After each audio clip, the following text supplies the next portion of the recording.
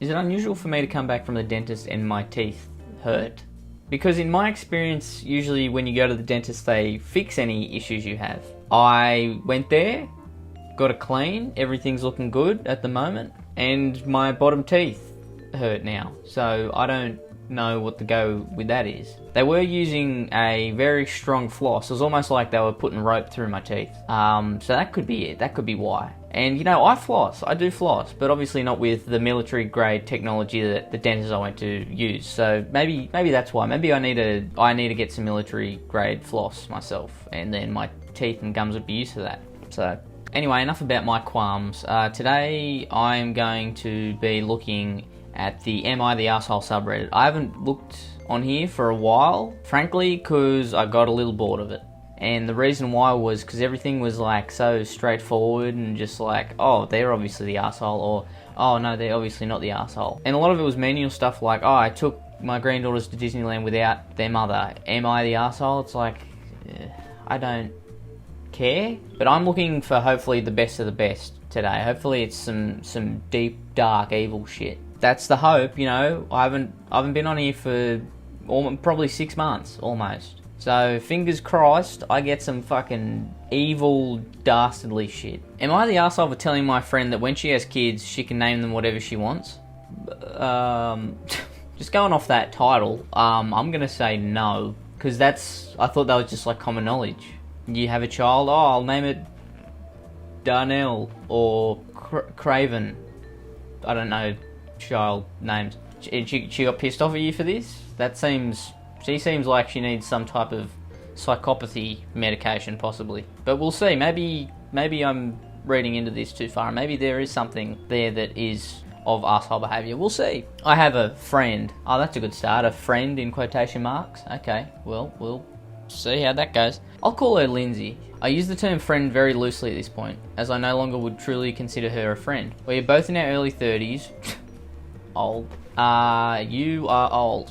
Am I trying to reckon with the fact that I'll be 23 in a few days? No, because that's not old. That's not even mid-20s yet. That's not till next year. Then I'll be in my mid-20s. So I'm not old yet, but you are, because you're 30. Old. But when I'm 30, it won't be old.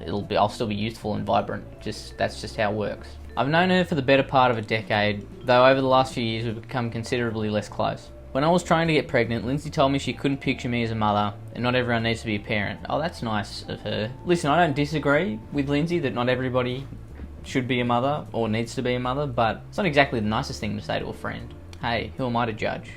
Well, actually I am to judge, because that's my job. I'm doing that right now. That's what I'm supposed to be doing. So I will judge. When I was pregnant after years of trying, Lindsay texted me late one night. I think she was drunk or high, saying she's done way more with kids than I have. Sus thing to say.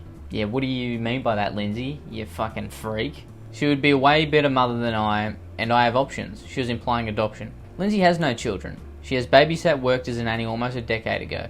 I decided not to invite her to my baby shower based on those comments. My son was born a few months ago. He's named after a family member who tragically passed away. His name's not super common, but it's a very normal name. Top 200 names in the US, maybe top 300. I don't know, I feel like if you get out of the top 100, then it's like, then you're starting to get into kind of odd territory. Might be a nice name, but I feel like after the top 100, it's like, you know, that's where you're getting into the, oh, his name's Space Coolgid?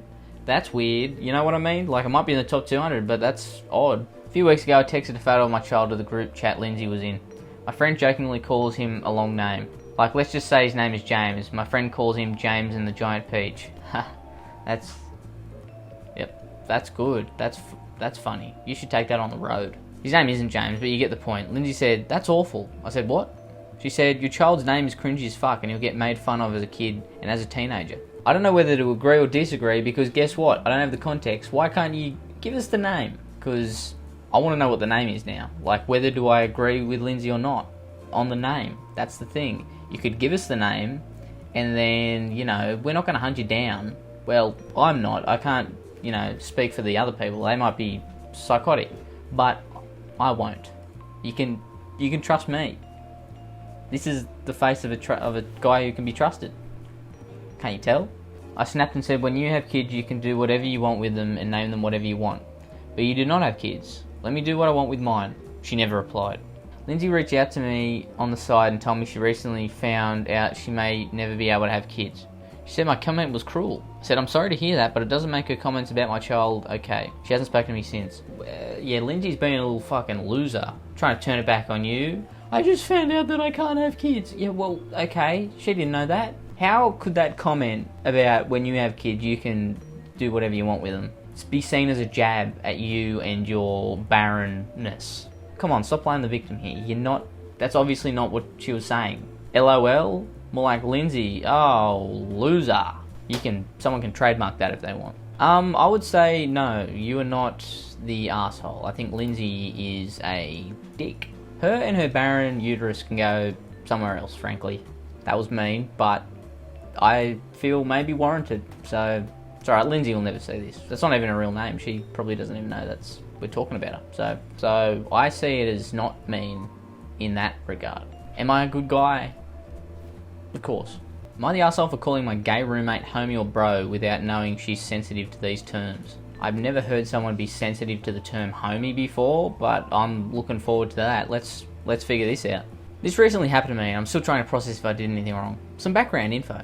My 36 female roommate, who we'll call Denise, is in love with me. 30 female. Ooh. Passion. I've told her while I find it endearing, I do not like women. See, that's definitely what the divide is there. Her liking women and being into you, and you not liking women. I think I can see how that would put a strain on any possible romantic relationship. You know, I feel like that's a fundamental factor.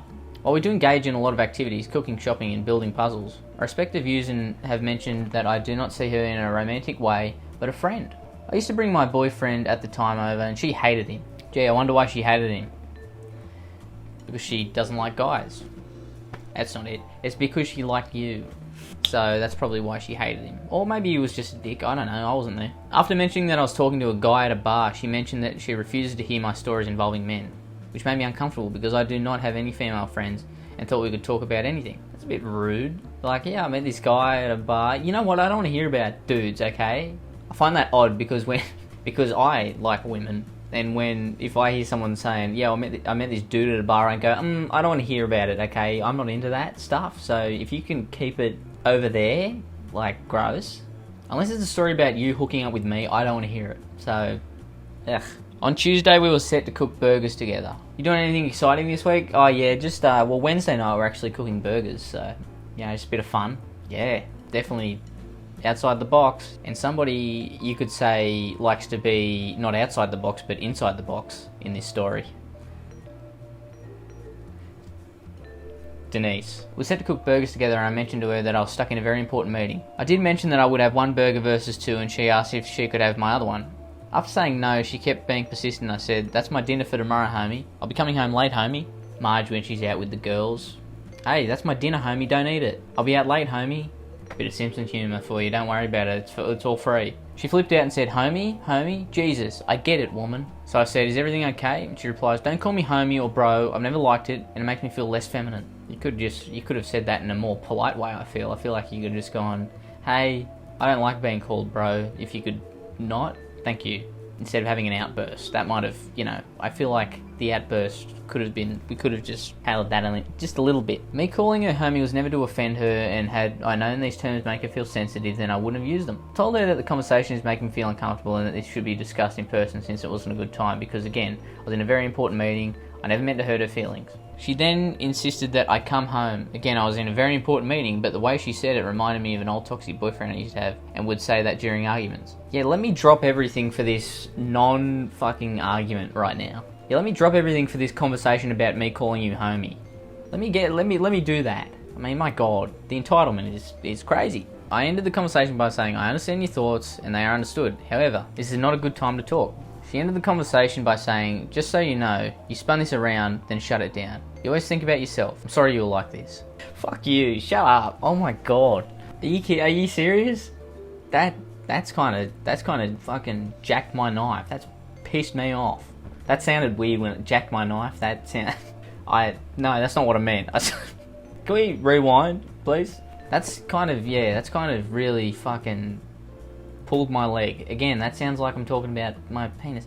Pissed me off. How's that sound? Everyone gets that one? Okay. Again, why we got someone playing victim, okay? It's not that fucking deep. I like to believe that I've been a good roommate, respectful, kind and understanding. If I did call her man, I would apologise, but my vocabulary consistent of calling my friends bro, homie, home slice and girly pops. I don't know, I'm starting to see Denise's side now. Home slice? Nah, I say home slice every once in a while. It's gross, I hate it, but it's me. This interaction has turned me off from being her friend since she lashed out on me, but also the fact that I've catered to her needs since we've both moved in together. Last time I did laundry without her, she said, I would never have done that to you. What the fuck kind of... Oh, you did the laundry without me? Cry me a fucking river. Cry enough water that you can wash your clothes in. I would have never done that to you. Like you fucking went behind her back and started dating her brother or something. Like, it's not that... Laundry? Am I the arsehole? I would say no. Like, sure, she might have an issue with you calling her bro or homie. Fine, that's okay. You didn't know that. You didn't know that she had that issue. But then when she brought the issue up, it wasn't in a way like, hey, I don't like this. It was like, oh, you're an asshole. Why do you keep calling? You know I don't like it. No, I don't. This is the first time I've heard it. So, yes, no, you're not. And also the laundry thing, what fuck it, like, get a real problem. Am I the asshole for making my daughter-in-law a chocolate birthday cake? That sounds like asshole behaviour to me. No, I'd probably kiss you on the lips if you did that for me. Holy crap. My son Robbie, 25, male, got married to my amazing daughter-in-law Ella, 25, female, last year. They met and started dating in college, and Robbie brought Ella home the first Christmas they were together, and she became part of the family immediately. She opened up to me on a couple of occasions pre-wedding that her family were not the greatest people and that she had a very difficult relationship with them. Ella's parents were incredibly hard on her. My son even mentioned being shocked at how they spoke to Ella sometimes. I saw their treatment of her firsthand at the wedding. It was disgusting. Something Ella truly loves is chocolate fudge cake. She never got to have it while her parents were present because neither of them likes chocolate. Okay, that's how you know someone's evil. You don't like chocolate? Are you fucking, like... You don't have to love chocolate. You don't have to be like, oh, it's my favourite thing. But you don't even like it. Like, you can't even just go... Insane. Insane. They wouldn't even allow her a chocolate cake for her birthday. It was always their favourite red velvet cake that was decorated like it belonged to a grown-up and not a child. Red velvet cake. Red velvet cake's good, but it's no chocolate cake. These parents are fucking dumb cunts. Who would even want them as parents? Not me. Not this guy. Even after Ella flew the nest, she felt pressured to conform and get red velvet cake for her birthday. Robbie encouraged her to get the cake she wanted, but she would always tell him it wasn't worth the fight. So Ella turned 25 last weekend. She had a party with both her family and ours. Robbie was upset on her behalf that Ella was being pressured into the red velvet cake again for her parents. So I stepped in and asked Ella if she would be okay with me making her a cake, and I told her I would be making her cake. She wasn't sure at first, but then she told me she'd love that. I told her that she can blame me 100% if her parents complain. I also added that she deserves better than being treated that way. All I'm hearing is good things so far, so whatever happens now, you're not the arsehole. If anything, whoever's saying you are is the arsehole, and they should be hung, drawn and quartered. Is that too far? Not in my books. I made her the chocolate fudge cake. Ella was so happy. Her parents were not. What a surprise. The evil devil parents aren't fucking happy because their devil red velvet cake wasn't out there to eat.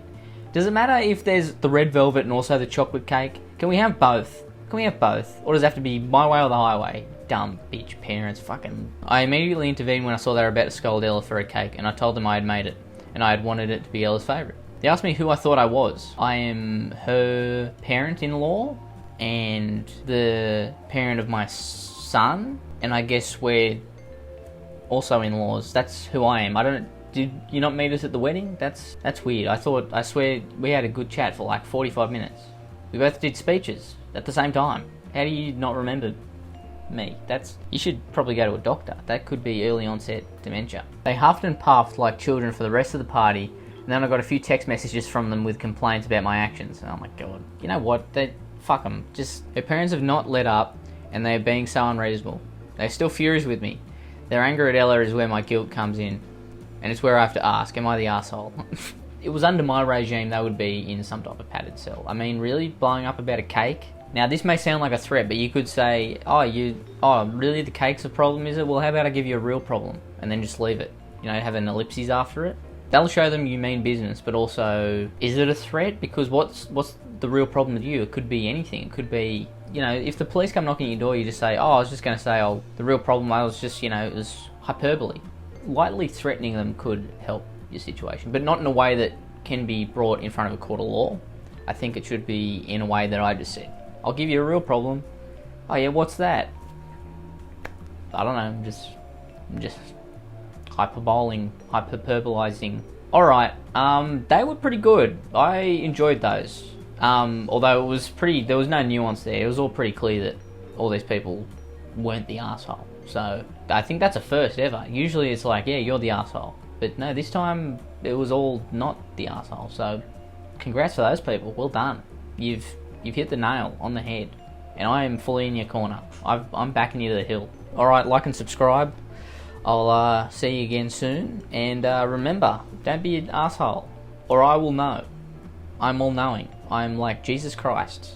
But, you know, not him. I'm kind of like the cool one. I don't have any powers, basically. But I have the power of just rambling and speaking consistently about nothing and everything. I am like the Seinfeld of speech. I say a lot of stuff, but at the end of the day, it's about nothing. Okay. I love Shifty Drongo. Shifty Drongo.